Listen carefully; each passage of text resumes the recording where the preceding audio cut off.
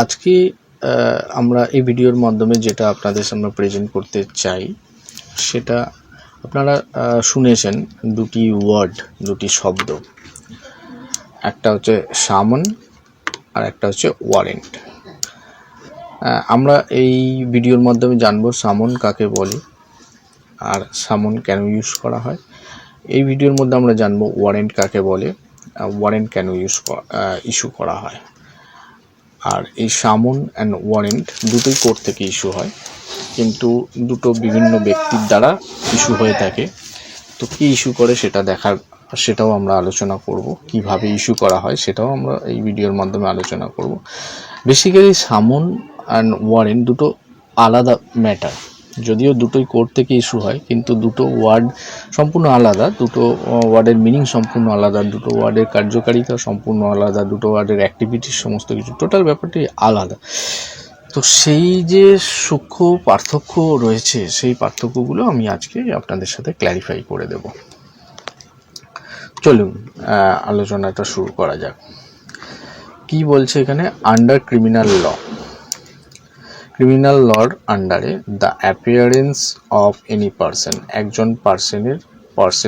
একজন ব্যক্তির অ্যাপিয়ারেন্স চাইছে, মানে উপস্থিতি চাইছে।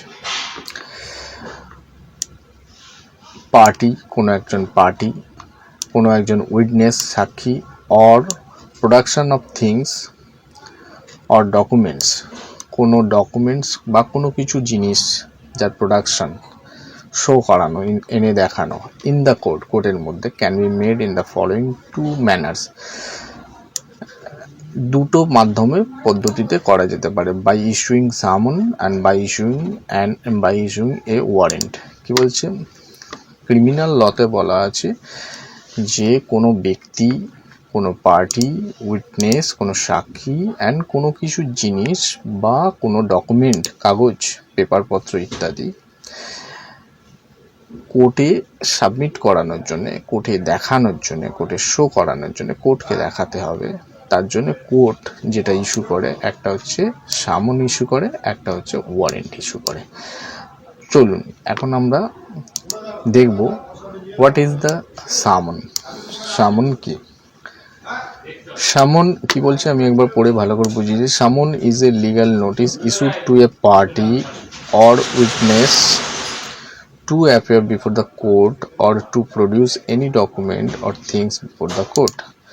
যে সামন একটা legal notice issued to A party, কোর্টের দ্বারা ইস্যু করা হয়, এবং টু এ পার্টি, একজন সাক্ষী, টু অ্যাপিয়ার, একজন সাক্ষীকে করা যেতে পারে, টু অ্যাপিয়ার, হাজির হতে বলা হয়, বিফোর দ্য কোর্টের সামনে, or to produce any document, কোনো ডকুমেন্ট বা থিংস প্রডিউস করতে বলা হয় কোর্টের সামনে।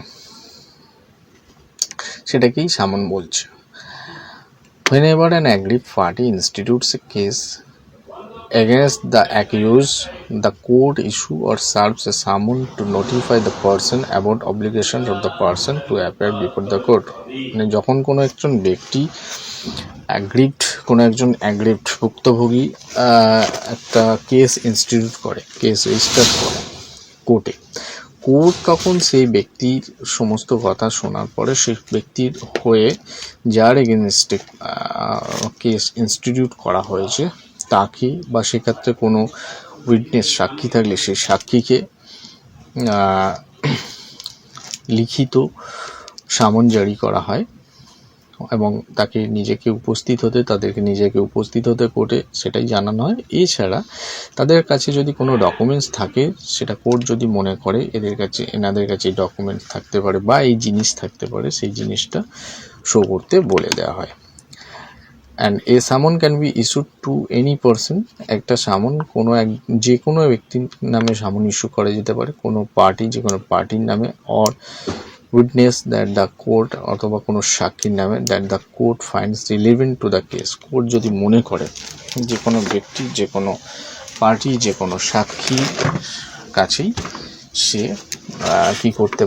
কোর্ট কি করতে পারেন, সামন ইস্যু করতে পারে। According to section 61 of the code of criminal procedure, a summon may be in written form and signed by the presiding officer of the concerned court or by such other officer authorized by the High Court. বলছে 61 sections according to 61 ধারা অনুযায়ী code of criminal প্রসিডিওরসের 61 ধারা অনুযায়ী court থেকে একজন presiding অফিসারের signature হওয়ার পরে এই কপিটি পাঠানো হতে পারে। এটা হাইকোর্টের যে কোনো মানে নর্মাল কোর্ট প্রিসাইডিং যিনি অফিসার থাকে তিনিই কাজটা করে থাকেন। এছাড়া হাইকোর্টের যে কোনো হাইকোর্ট দ্বারা নিয়োজিত যে কোনো officer, authorised officer, court officer এটাকে সাইন করে পাঠাতে পারবেন।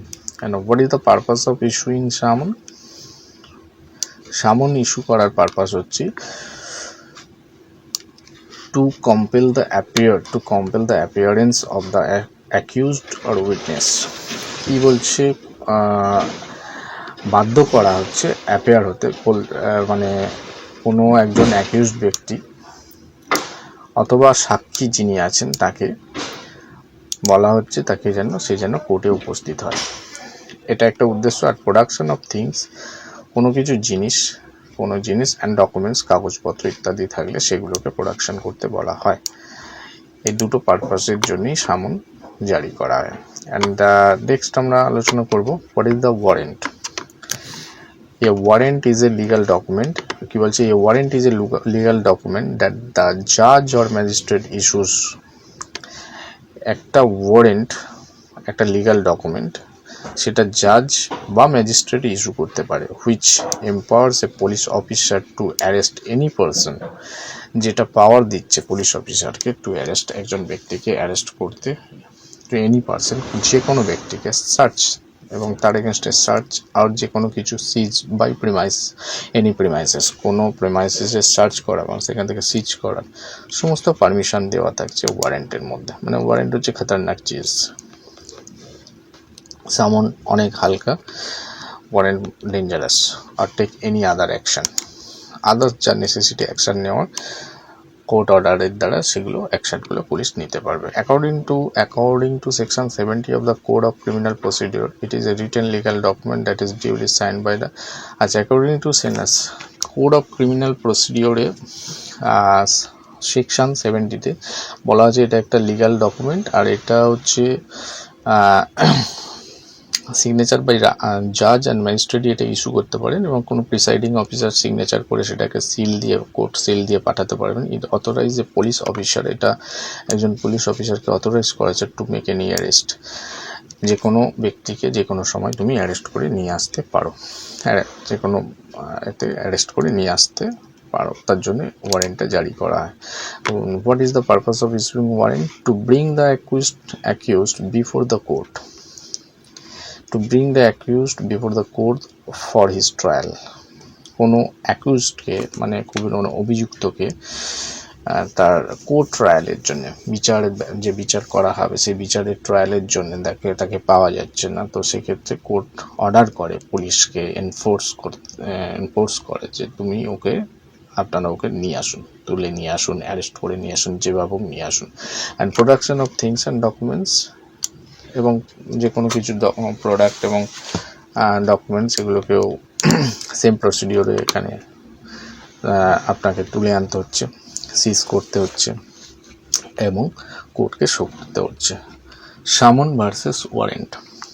আচ্ছা, এখন আমরা আলোচনা করব সামন অ্যান্ড ওয়ারেন্টের মধ্যে যে কি পার্থক্য আছে।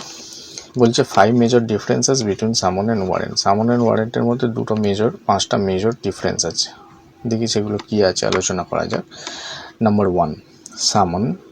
ইট is a legal notice that notifies the person about the legal obligation, মানে responsibility to appear before the court. এটা একটা লিগাল নোটিস, সামনটা একটা লিগাল নোটিস। এটা অভিযুক্ত ব্যক্তিকে বলা হচ্ছে দায়িত্ব সহকারে সে যেন কোর্টের সামনে এসে উপস্থিত হন। এখানে কিন্তু বলছেন না যে পুলিশ গিয়ে তাকে নিয়ে আসবে, তাকে বলা হচ্ছে, অভিযুক্তকে বলা হচ্ছে তুমি আসো, এসে কোর্টের সামনে হাজিরা দাও। ওয়ারেন্ট কি বলছে? It is a legal document whose object is to bring the accused to the court.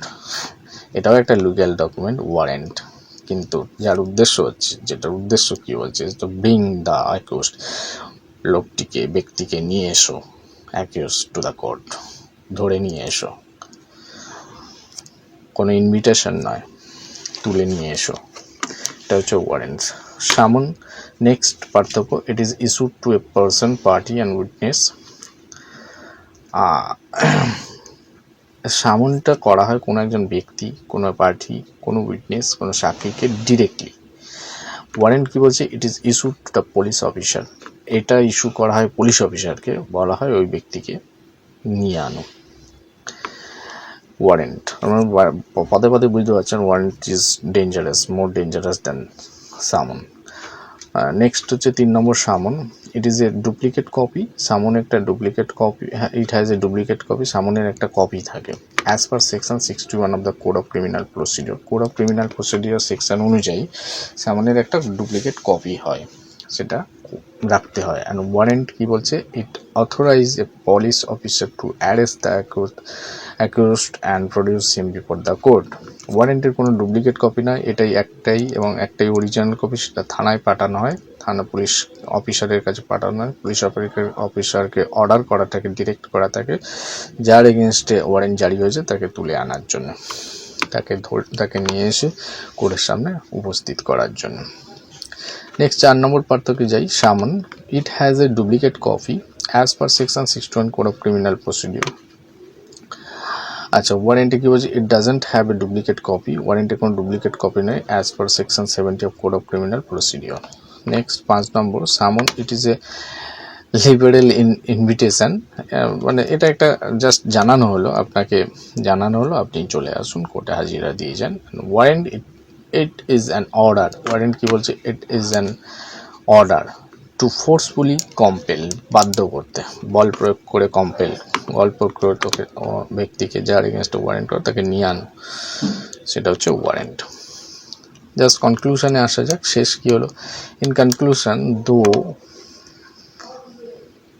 Both সামন, যদিও both summon and warrant are legal document, দুটোই legal document that compel the appearance of the person. Summon is milder form, summon টা অনেকটা হালকা, milder form, হালকা রূপ, whereas a warrant is a harsh form, সেখানে কিন্তু ওয়ারেন্ট হচ্ছে ভয়ঙ্কর জিনিস, of compelling অ্যাটেন্ডেন্সের জন্য এখানে কোনো ইনভিটেশন না, ডাইরেক্ট পুলিশকে অর্ডার করা থাকছে, এই ব্যক্তিকে দরকার, কোর্টে ইমিডিয়েট তুলে নিয়ে আনো, হাজির করো। তাহলে বুঝতে পারলেন সামন অ্যান্ড ওয়ারেন্ট। বেসিক্যালি বুঝতে গেলে বলতে হবে সামন অ্যান্ড ওয়ারেন্টের মধ্যে সামন হচ্ছে লাইট, অনেক হালকা ম্যাটার, এটা ডাইরেক্ট পার্টিকে কোর্ট থেকে চিঠি করা হয়, সামন পাঠানো হয়, কিন্তু ওয়ারেন্টে ডাইরেক্ট পার্টির কাছে চিঠি যাবে না, চিঠি যাবে ডাইরেক্ট থানায়, থানার অফিসার আসবে, আপনাকে উঠিয়ে নিয়ে যাবে। সো সাবধান, কারোর এগেনস্টে ওয়ারেন্ট হলে সাবধান থাকুন, উকিলের পরামর্শ নিন। তো এই হচ্ছে টোটাল মুদ্রা আজকে সামন অ্যান্ড ওয়ারেন্ট ম্যাটার নিয়ে। সো আজকে এই সামন ওয়ারেন্টের ভিডিও এখানেই শেষ করব। আপনারা আশা করি ভিডিওটি দেখলেন, আশা করি বুঝতেও পেরেছেন। যদি এই বিষয়ে কোনো এই রিলেটেড কোনো কোয়ারি থেকে থাকে, কোনো জানার ব্যাপার থেকে থাকে, আপনারা কমেন্ট করে জানতে পারেন, অথবা আমাদেরকে ইমেল করুন। আমাদের গ্রুপ অফ লয়ার্স থাকে, আমরা group of lawyers, group of advocates একসাথে কাজ করি। তো আশা করি আমরা আপনাকে হেল্প করতে পারবো আমাদের সাধ্য মতো। এছাড়া আপনাদের যদি আদার্স কিছু ব্যাপার জানার থাকে তো আপনারা আমাদেরকে ইমেল করুন বা কমেন্ট করে জানুন, আমরা সেই সব সাবজেক্টের উপরে ভিডিও বানাবো বা আপনাদের সাথে ডাইরেক্ট ওভার ফোন কন্ট্যাক্টও করতে পারি প্রয়োজন মতো, সেটা ডিপেন্ড অন কতটা সেটা প্রয়োজন তার উপরই নির্ভর করছে। সো এই বলে এখানে ভিডিওটা শেষ করছি, ধন্যবাদ।